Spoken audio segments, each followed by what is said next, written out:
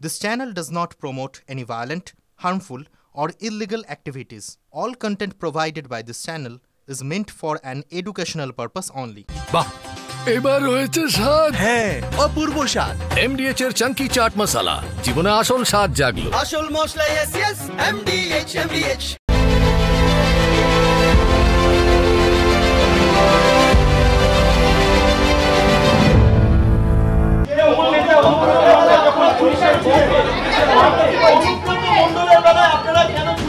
না চুপ নেই, উনি যখন খারাপ ভাষা বলেছেন ক্ষমা চেয়েছেন, ওনার বিরুদ্ধে কেস হচ্ছে না। হ্যাঁ অবশ্যই খুশি।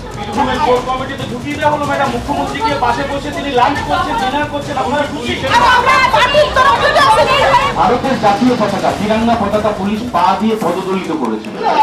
মাকে যখন মারা হলো, তার মাথাটা যখন খুলে গেল, আর তখন আপনারা একটা প্রেস কনফারেন্স করলেন না। অভয়াকে যখন ধর্ষণ কাণ্ডে সঞ্জয় রায় গ্রেফতার হলো, যেটা কলকাতা পুলিশের সিভিক ভলেন্টিয়ার ছিল, তখন আপনারা একটা প্রেস কনফারেন্স করে একটু লজ্জা জানাতে পারলেন না। প্রতিবাদ দানা বাঁধার আগেই শেষ। তারা এসেছিলেন ঝড় তুলতে। ওরা বলছেন এটা তাদের নৈতিক দায়িত্ব ছিল। সিপিকে মানে কলকাতার পুলিশ কমিশনারকে গালিগালাজ করা হলে ওদের গায়ে লাগবে, এটা অত্যন্ত স্বাভাবিক। সকলেই পুলিশ পরিবারের সদস্য, কিন্তু সিঁদুরে মেঘ দেখে আবহাওয়া অনুকূল নয় আঁচ করে প্রতিবাদের মঞ্চ ছেড়েই তারা চলে গেলেন। কেউ পুলিশের মা, কেউ পুলিশকর্মী স্ত্রী, কেউ আবার কন্যা। তাদের নিশানায় আজকে ছিলেন মূলত রাজ্যের বিরোধী দলনেতা শুভেন্দু অধিকারী।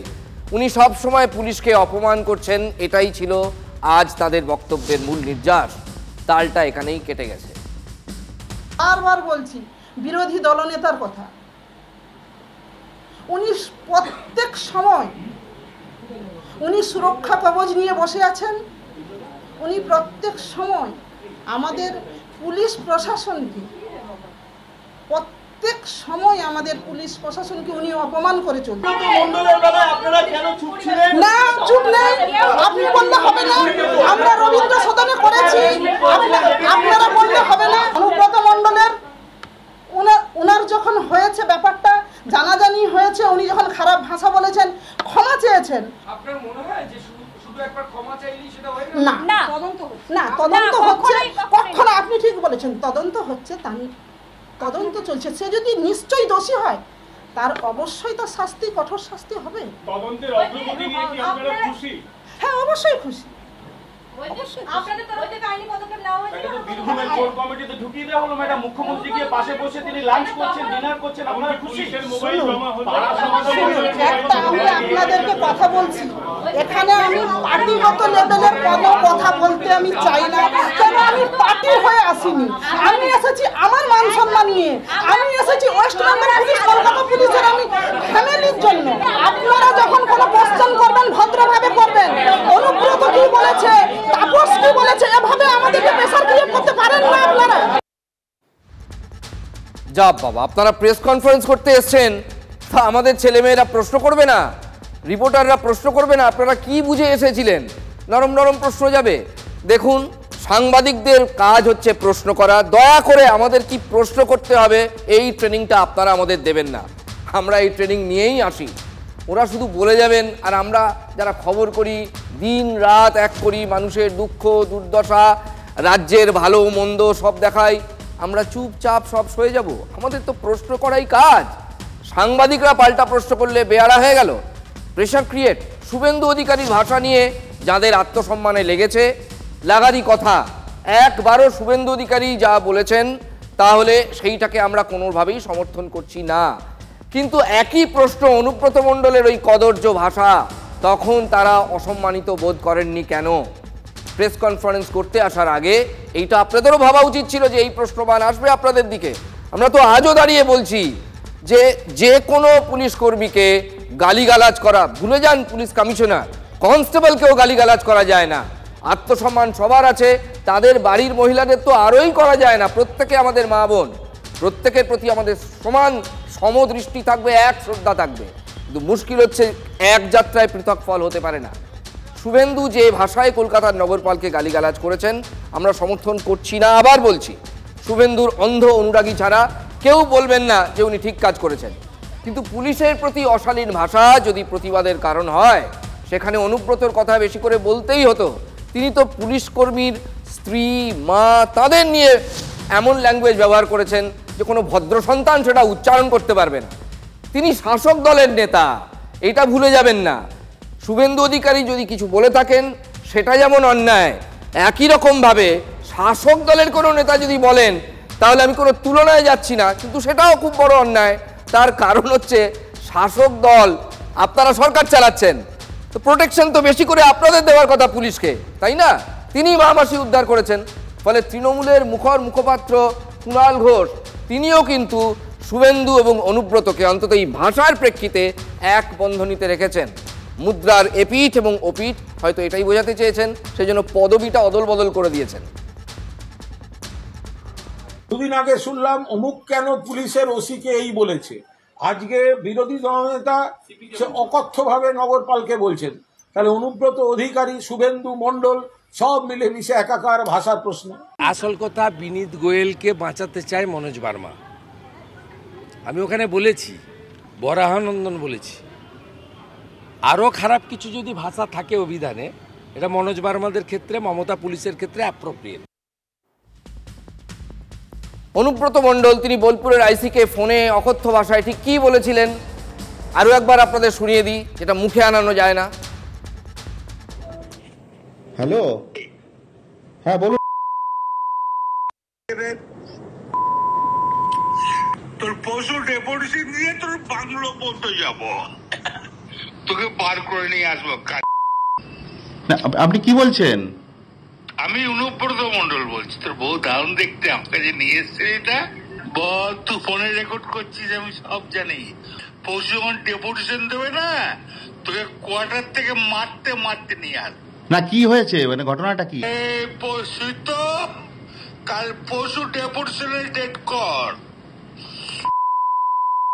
বার করে 13,000 বোলপুরের লোক হয়েছে না?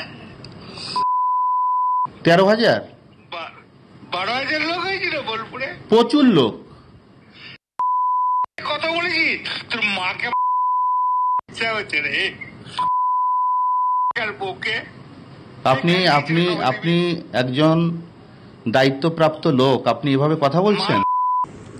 হ্যাঁ, হ্যালো রাজীব কুমার, আমি অনুব্রত মণ্ডল বলছি। সরবে না নাকি? পশু ডেপুটেশন দিয়েছি, মারবে কি? মারবো দেখুন আমি। আমার 10,000 লোক হয়েছে বোলপুরে,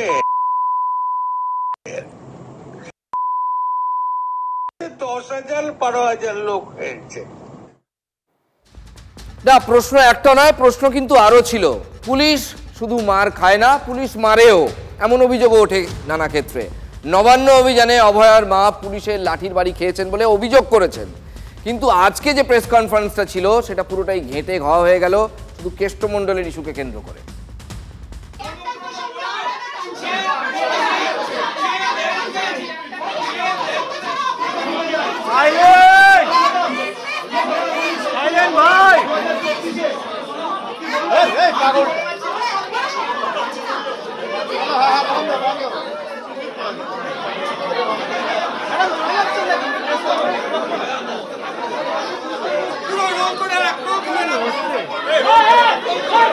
দেখে কথা বললেন যে আমি যা বলার ভিতরে বলে দিয়েছি, আর আমার কিছু বলার নেই। একটা প্রশ্ন আছে ম্যাডাম, থেকে উঠে গেলেন কেন? দিদি অনুব্রত মণ্ডল যে কথাগুলো সেগুলো তো বলে দিয়েছি। না না ম্যাডাম, তখন চুপ ছিলেন কেন? আবার আপনি সেই অনুব্রত মণ্ডলই আনছেন, এক কথা আপনারা বারবার বলছেন, বারবার বলছি। হ্যাঁ হ্যাঁ হ্যাঁ, সবাই আছে এখানে আছে। হ্যাঁ হ্যাঁ। আচ্ছা, ক্ষমা চেয়েছিল আপনি বলেন, ক্ষমা কি ওর? আমি আপনাকে বলিনি তো ক্ষমা চেয়েছে, আমি কি বলেছি? আমি বলিনি কিন্তু এই কথাটা, আপনি ভুল করছেন। আমি বলেছি কি? দেখুন, আমি আমাদের অবস্থানটা আবার বলি, বলতে হয় তো, আমি ঠোঁট কাটা, নানা ক্ষেত্রে বহু কথা বলতে হয়। হাত জোর করে বলছি, যদি কোনো মা বোনকে কেউ গালাগালি দেন, তার যত বড়ই তার পদাধিকার বল হোক না কেন, সেটাকে সমানভাবে কন্ডেম করুন। পুলিশ কেন, উকিলকেও বলা যায় না, আমাকেও বলা যায় না, আমি আপনাকে বলতে পারি না। ফলে যখনই এরকম কোনো ঘটনা ঘটবে তখন কন্ডেমেশন করুন। TV9 বাংলা কিন্তু নিন্দা করে, ওটারও করেছিল, এটারও করছে, আমরা এক চোখে দেখি না। কিন্তু যদি একটা কেসকে এরা অতীতে ঘটে যাওয়া একটা ঘটনা, সেটাকে আপনি যতটা সম্ভব এড়িয়ে যাওয়ার চেষ্টা করেন, তাহলে কিন্তু সাংবাদিকদের প্রশ্নবান আপনাদের জন্য তৈরি থাকবেই। কারণ সাংবাদিকদের একটাই পুঁজি, প্রশ্ন, আর সাধারণ মানুষ, আর কারো পরোয়া আমরা করি না। সত্যি তো, উনি তো বলেননি অনুব্রত ক্ষমা চেয়েছেন, মানে উনি জানেন না ঘটনা হলো দলের গুতোয় অনুব্রত ক্ষমা চেয়েছিলেন। চিঠিতে তিনি লিখেছিলেন কি, মনে করিয়ে দিই, দিদির পুলিশ পশ্চিমবঙ্গের মুখ্যমন্ত্রী মমতা বন্দ্যোপাধ্যায় ও রাজ্যের স্বরাষ্ট্রমন্ত্রী এবং রাজ্য পুলিশের দায়িত্বে থাকা কোনো কর্মকর্তাকে অপমান করার কথা আমি কল্পনাও করতে পারি না। নেশায় বেহুশ হয়ে বলে ফেলেছিলেন। সেই পুরনো কাসুন্দি আর আমরা ঘাঁটতে চাইছি না। এটা আসতোই না যদি আজকে এই প্রেস কনফারেন্সটা না থাকতো। বীরভূমের কেষ্টর কোনো শাস্তি হয়নি, উল্টে শাস্তি কিন্তু হয়নি। আমরা পরিষ্কার বলছি, হ্যাঁ তদন্ত চলছে, হয়তো আপনাদের টেকনিক্যাল ল্যাঙ্গুয়েজে তদন্ত চলছে, আইন আইনের পথে এগোচ্ছে। সাধারণ মানুষ দেখবে সেই আইন চোরাগুলিতে গিয়ে শেষ হয় নাকি একটা বড় রাস্তায় গিয়ে লিড করে। উল্টে কোর কমিটিতে কেষ্ট আহ্বায়কের দায়িত্ব পেয়েছেন, এটা তো এক ধরনের প্রমোশন। ঠোঁট কাটার প্রশ্ন একটাই, অনুব্রতর নাম শুনেই আজকে পুলিশ কর্মীদের পরিবারের সদস্যরা আপনারা মেজাজ হারালেন কেন? শান্ত হয়ে উত্তর দিতে পারতেন তো। ওগুলো পুলিশের পরিবার নয়। শান্তনু সিনহা বিশ্বাস যে মমতার বাড়িতে বাজার করে, ওই ওয়েলফেয়ার অফিস থেকে সাজিয়ে গুছিয়ে কিছু লোককে নিয়ে এসেছিল, ভন্ডুল হয়ে গেছে, পালিয়েছে, ছুটে পালিয়েছে। মমতা ব্যানার্জি এরপর যখন এই ধরনের প্রেস কনফারেন্স করাবেন, তখন আমি অ্যাডভাইস করব ছোট বোন হিসেবে একটু শিখিয়ে পড়িয়ে পাঠাবেন। ছুটে পালিয়েছে, যেখানে যাবে তাড়া করা হবে, ওয়ান সাইডেড হবে না। ওরা কেউ সিজন পলিটিশিয়ান নয়। যে অনুব্রত মণ্ডল, তিনি খারাপ কথা বলেছেন, দল নিন্দা করেছে, তাকে ক্ষমা চাইয়েছে। পশ্চিমবঙ্গের পুলিশ দলদাস, মমতা ব্যানার্জি সরকারের দলদাস, কিন্তু বাড়ির মহিলারা, আপনারা নিজেদের সম্মানের জন্য আপনারা নিজেদের সম্মানকে বিচার করেছেন, আর আপনারা সম্মানহানির কথা বলছেন। যখন তারা দেখছেন একটা লোক খারাপ কথা বললে সেই পার্টি তাকে ক্ষমা চাওয়াচ্ছে, ফলে তাদের আর রাস্তায় নেমে কি বলতে যাবে? একটা তফাৎ থাকবে তো।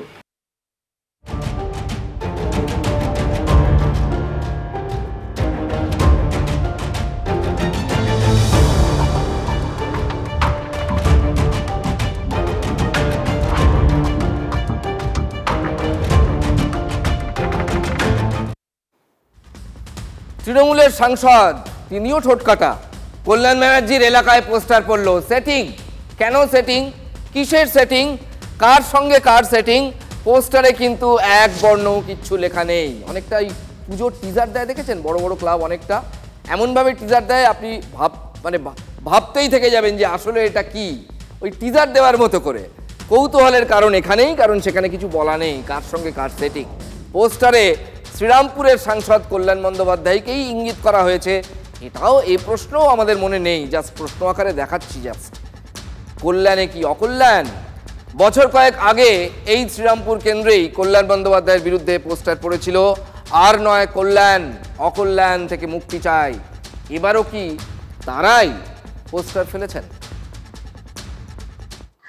উত্তরপাড়া বিধানসভার কোন্নগর হিন্দমটর উত্তরপাড়ায় ঠিক এইভাবেই সেটিং এর পোস্টার পড়েছে। এই পোস্টারকে ঘিরেই কিন্তু রাজনৈতিক তরজা জমে উঠেছে উত্তরপাড়ায়। বিজেপি তৃণমূলের সেটিং এর মধ্যে দিয়েই এই দুর্নীতিগ্রস্ত যারা, তাদের শাস্তিকে সুনিশ্চিত করা যাচ্ছে না। আর এটাই দুর্নীতিগ্রস্তদের আমাদের রাজ্যের সবচেয়ে বড় বল ভরসার জায়গা। যে অপরাধ যাই করি, তৃণমূল বিজেপির সেটিং, সেই সেটিংয়ের কারণে আমাদের কিছু হবে না। যখন বাংলা ভাষার আঘাত হচ্ছে তখন সিপিএম চুপ কেন? ব্যাপারটা হচ্ছে এই জায়গাটাই যে ওদের সাথে বিজেপির সাথে সিপিএমের একটা দুর্দান্ত সেটিং। আর আজকে সিপিএম বলুন, সিপিএম তো শূন্য, আর বিজেপিও বুঝতে পেরে গেছে যে পশ্চিমবাংলার কোনো জায়গা নেই, তার জন্য এরকম পোস্টার মেরে দিয়ে যে করেই হোক তা দ্বন্দ্ব ফেলার চেষ্টা করছে। সেটিং বলে এই রাজ্যের যে বিরোধী শক্তি, সেই বিরোধী শক্তির মধ্যে ভাঙন ধরিয়ে বা সাধারণ মানুষকে বিভ্রান্ত করে তৃণমূলের সুযোগ করে দিচ্ছে সিপিএম। আজকে দিনের আলোর মতো সেটা পরিষ্কার। কিন্তু এটা এখনো পরিষ্কার হলো না যে এই সেটিংয়ের পোস্টার এটা সাঁটালেন কারা। প্রধানমন্ত্রী নরেন্দ্র মোদীর সঙ্গে শ্রীরামপুরের সাংসদের একসঙ্গে ছবি তোলার জেরেই কি সিপিএম সেটিং দেখছে, নাকি তৃণমূলের অন্দরেই কল্যাণের কোনো একটা সেটিং মানে কল্যাণবাবুর উল্টো দিকের লবি থাকতেই তো পারে, তারা সেটিং নিয়ে সন্দেহ প্রকাশ করছেন। গত কয়েকদিন ধরে কল্যাণকে তৃণমূলের কোনো কর্মসূচিতে দেখাও যায়নি, যদিও তিনি সুপ্রিম কোর্টে ছিলেন। এসআইআর নিয়ে সোমবার তৃণমূল সাংসদরা দিল্লিতে যখন হুলস্থুল কাণ্ড বাঁধিয়ে দিয়েছেন, মহুয়া মৈত্র, মিতালি বাগরা যখন অসুস্থ হয়ে পড়েন, কল্যাণ দিল্লিতে থাকলেও সেই বিক্ষোভে ছিলেন না। ছিলেন বাবা খড়গ সিং মার্গে সাংসদদের জন্য নতুন ভবন তৈরি হয়েছে, আপনারা দেখেছেন। সেই প্রধানমন্ত্রী নরেন্দ্র মোদী তার উদ্বোধনী অনুষ্ঠানে ছিলেন, সেইখানে তিনি কল্যাণ ব্যানার্জি ছিলেন এবং ছবিও তুলেছিলেন এবং সেখানে সৌজন্য বিনিময়ও হয়েছে। আমরা সবাই দাঁড়িয়েছিলাম, উনি নমস্কার করলেন, আমার সঙ্গে কথা বললেন, কল্যাণজি कैसे है, सब कुछ मिलके कल्याण है तो हाँ सब कुछ मिलके कल्याण है, ঠিক है। ওর পরে ওই যখন ওই ফটো তোলার জায়গায় আমাদের এসপিজিরা পিছনে দাঁড় করে দিয়েছিল, সামনে কয়েকটা চেয়ার ছিল, প্রধানমন্ত্রী বসবেন বা আরও 3-4 জন বসবেন বলে, তা প্রধানমন্ত্রী নমস্কার করে আমার দিকে এগিয়ে এলেন। উনি এসে বলেন সব চেয়ার হাঁটা দিজিয়ে, সব চেয়ার হাঁটাও। বলে আমিও চেয়ার হাঁটাতে গেছি, প্রধানমন্ত্রী নিজেও চেয়ার হটিয়েছে কিন্তু দিয়ে তারপরে ওই পাশেই ছিলাম, পাশে দাঁড়িয়েছে। তার সৌজন্যতা বোধ তো আছে, সৌজন্যতা বোধ তো আর অপোজিশন বলে সৌজন্যতা বোধ তো নষ্ট করতে পারি না, রাজনীতিতে সৌজন্যতা বোধ নষ্ট করার কোনো জায়গা নেই। উনি নিজেই বলছেন যে প্রধানমন্ত্রী জিজ্ঞেস করেছেন সব কুছ কল্যাণ হ্যায় তো, আচ্ছা তাতেই কি দলের কল্যাণ বিরোধীরা এইরকম পোস্টার সাটিয়ে দিয়েছেন, 2-4 শুরু করে দিয়েছেন? দলের একাংশ কি মনে করছেন? তৃণমূলে কোণঠাসা হয়ে বিজেপিতে যাওয়ার পথ খুঁজছেন কল্যাণ? সেটিং? ব্যাখ্যাটা কল্যাণ বন্দ্যোপাধ্যায় নিজেই দিয়েছেন আজকে, কিন্তু ব্যাখ্যা তাকে দিতে হয়েছে। আমি এসআইআর আন্দোলনের সময় তো আমি তো সুপ্রিম কোর্টে পার্টির মামলা করছিলাম, দেখেছো নিশ্চয়ই, কালকে সবাই ভার্চুয়াল ইয়েতে দেখেছো। তো এসআইআর নিয়ে মামলা করছিলাম, তো মামলা করলে আমি এখানে আসবো কি করে? দিদি আমাকে যা দায়িত্ব দিয়েছে সেই দায়িত্ব তো কর্তব্য তো আমার পালন করতে হবে, সেটা যেদিনই পড়ুক না কেন। আমি তো আর জানি না ওই দিনেই পড়বে, আর এদের আন্দোলনটা তো 8 তারিখে হওয়ার কথা ছিল, 8 তারিখ থেকে 11 তারিখ করে দিচ্ছে। এখন 11 তারিখে আমার মামলা আছে, আমি কি করে যাবো? একসঙ্গে দুটো করতে পারবো না। প্রধানমন্ত্রী নরেন্দ্র মোদীর পাশে দাঁড়িয়ে ছবি তোলা নিয়ে বিতর্ক হওয়ায় ফেসবুকে আজ একটা পোস্টও করেছেন কল্যাণ বন্দ্যোপাধ্যায়। দলের প্রতি তার আনুগত্য নিয়ে তিনি লিখেছেন, আমি সংসদীয় ভবন কমিটির সদস্য গত 2014 সাল থেকে। আমাদের প্রত্যক্ষ তত্ত্বাবধানে বাবা খড়গ সিং মার্গে নবনির্বাচিত সাংসদদের জন্য 184টি ফ্ল্যাট নির্মিত হয়, কারণ তাদের বসবাসের জন্য বাংলো অনেক কম ছিল। কাজটি খুব সহজ ছিল না, অনেক পরিশ্রমের পরে কাজটি সম্পন্ন হয়েছে। কল্যাণ লিখেছেন, আমার অনুপস্থিতির কারণ ব্যাখ্যা করতে আমি দায়বদ্ধ নই, মানে কেন আমি দলের কর্মসূচিতে যাইনি এতৎসত্ত্বেও তিনি কারণ ব্যাখ্যা করেছেন। তাও কেন ব্যাখ্যা দিতে হলো, এটাই রয়েছে ওই পোস্টে। আমি জানি আমার বিরোধী এমন অনেক আছেন যারা অপেক্ষায় থাকেন সমালোচনায় বিদ্ধ করবেন বলে। তাদের উদ্দেশ্যে বলি, গত নির্বাচনে আপনাদের হাজার প্রচেষ্টার পরেও গণদেবতার এবং মাননীয়া মমতা বন্দ্যোপাধ্যায়ের আশীর্বাদে আমি 1,75,000 ভোটে বিজয়ী হয়েছি। আমার দৃঢ় বিশ্বাস, সততা এবং আন্তরিকতা বর্তমান। ঈশ্বর এবং মমতা বন্দ্যোপাধ্যায়ের প্রতি আমার আনুগত্য প্রশ্নাতীত এবং তা আজীবন একই থাকবে। কিন্তু তাতেও সেটিং বিতর্ক থামেনি। আসলে রাজনীতি না এইরকমই, একটা বিতর্ক শুরু হলে সহজে থামতে চায় না। আর এই সেটিং বিতর্ক, এটা তো এমন একটা বিতর্ক, এটা ফিরে ফিরে আসে। কল্যাণ বন্দ্যোপাধ্যায় কীভাবে দিল্লিতে বড় সরকারি বাংলো পেলেন তা নিয়েও কেউ সন্দিহান। তাদের মতে কল্যাণ রাজ্যে মন্ত্রী ছিলেন না, কেবল 4 বারের সাংসদ। সেই হিসেবে দিল্লিতে টাইপ 7 বা টাইপ 8 বাংলো পাওয়া কঠিন। সেটিং না হলে এটা কি সম্ভব?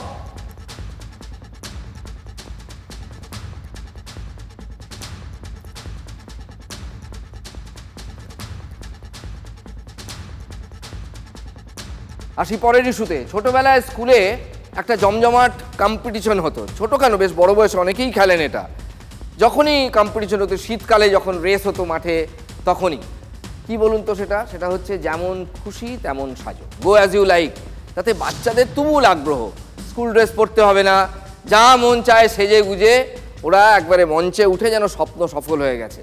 মাঠেও হয় এই ধরনের খেলা। সেখানে কতজন যে ডাক্তারের সাজে আসতো গুণে শেষ করা যাবে না। ছোটরা জিজ্ঞেস করলেই জবাব দেবে যে বড় হয়ে আমি ডাক্তার হতে চাই, অ্যাপ্রন ট্যাপ্রন পরে স্টেথো ঝুলিয়ে। তাই এই সাজগোজ ভালো কথা, কিন্তু আমি যদি বলি যে বড়রাও, এক শ্রেণীর বড়রা এই খেলা চালিয়ে যাচ্ছে একবারে মনের আনন্দে, কেউ বাধা দেওয়ার নেই। আপনাকে মানতে হবে, কারণ তারা নিজেরাই স্বীকার করছে সেটা। মালদার ঘটনা, সেখানে টেবিল চেয়ার পেতে ডাক্তারবাবুরা কিন্তু দিব্যি ব্যবসা চালিয়ে যাচ্ছেন। ব্যবসায়ী বলছি, এক একজন মস্ত বড় ডাক্তার। দেখুন তো,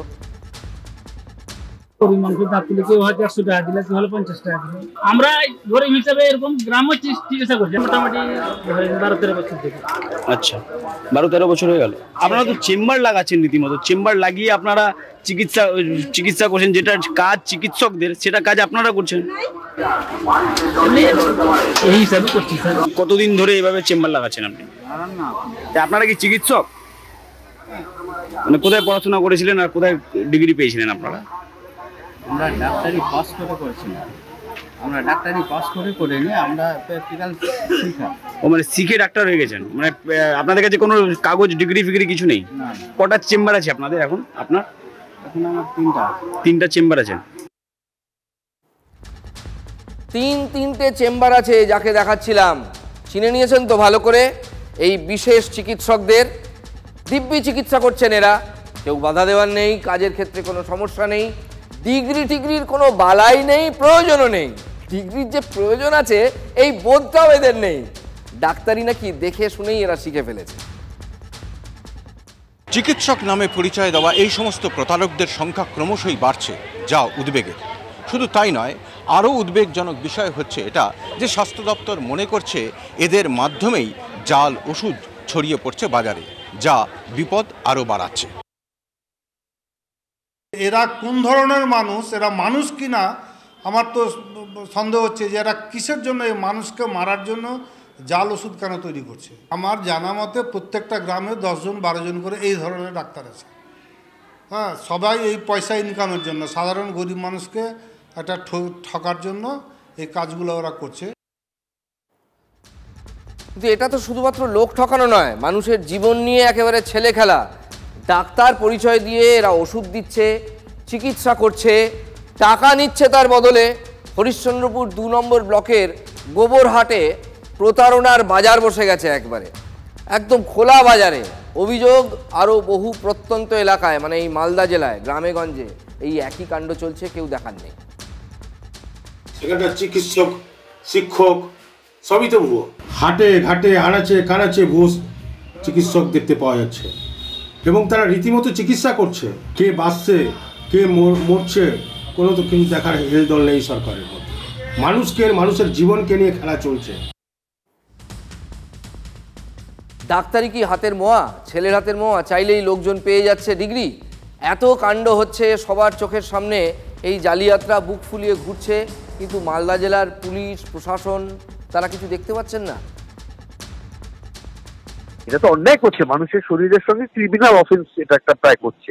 মানুষের তাতে মৃত্যুও করতে পারে তাদের চিকিৎসায়। কিন্তু আমি মানুষের কাছে একটাই বার্তা দেব যে আপনারা কাছাকাছি কোনো না কোনো সুস্বাস্থ্য কেন্দ্র পেয়ে যাবেন।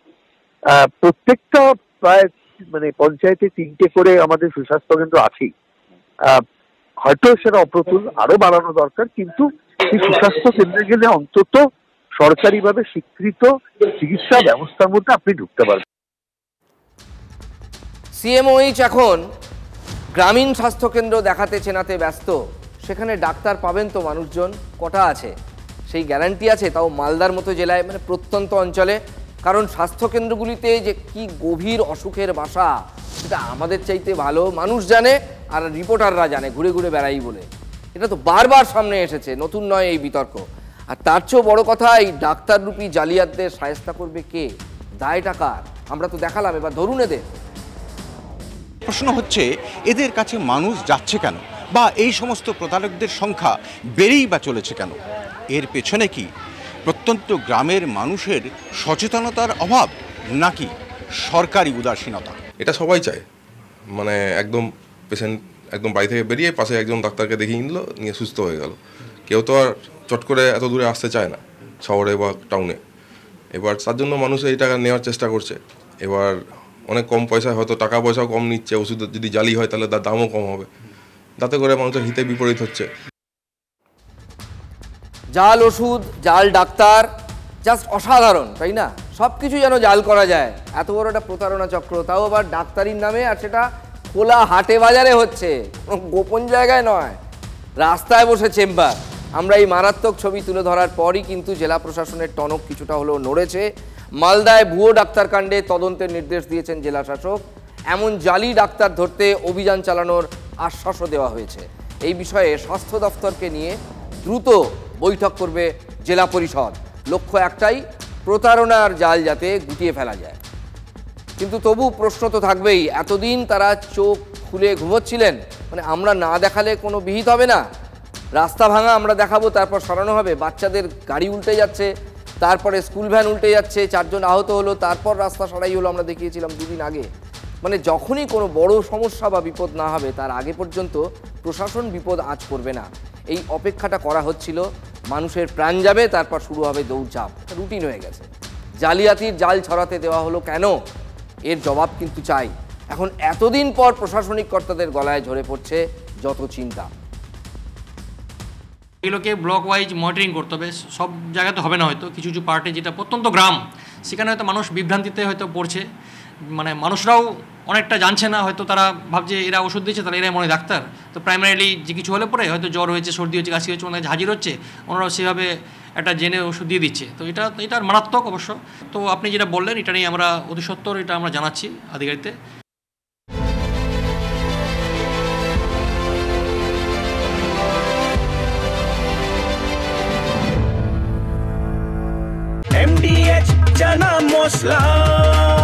এখন ছোলা হোক বা বরবটি দানা, সাদা চানা হোক বা কালো, সব রান্নাই হবে অসাধারণ।